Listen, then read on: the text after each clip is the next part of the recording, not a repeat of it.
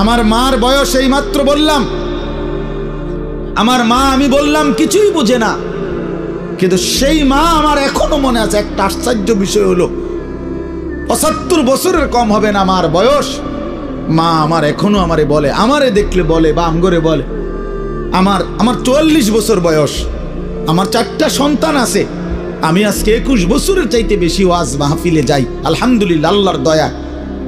কিন্তু কসম আল্লাহ, মা এখনো আমারে বলে ফুত নামাজ পড়ছো, নামাজ পড়ছো,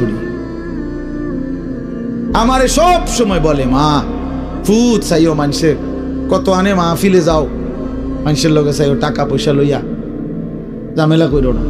কতবার যে কইছে কথা এটা মা আমারে আমার জীবনে।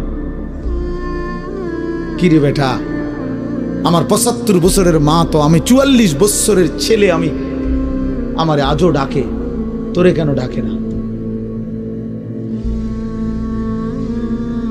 তোর উপরে কোন খোদার লানত পড়ছে বেটা?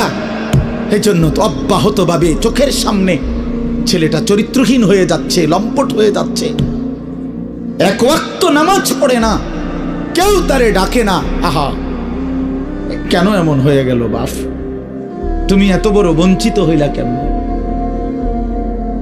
বলো ভাইয়া, তুমি মনে করছো তুমি সুখের সাগরে হাবুডুবু খাচ্ছ? না ভাইয়া, তুমি তো ধ্বংসের সাগরে হাবুডুবু খাচ্ছ। তুমি তো ভাবছো তুমি বড় মজায় আছো, তোমার মাথার উপরে কারো ছায়া নাই, আসলে তো তোমার উপরে খোদার লানত। এই জন্য কেউ তোমারে ফিরাইবার চাচ্ছে না। এই জন্য বিবেক থাকলে আমার এই কথা ভাইব, বিবেক থাকলে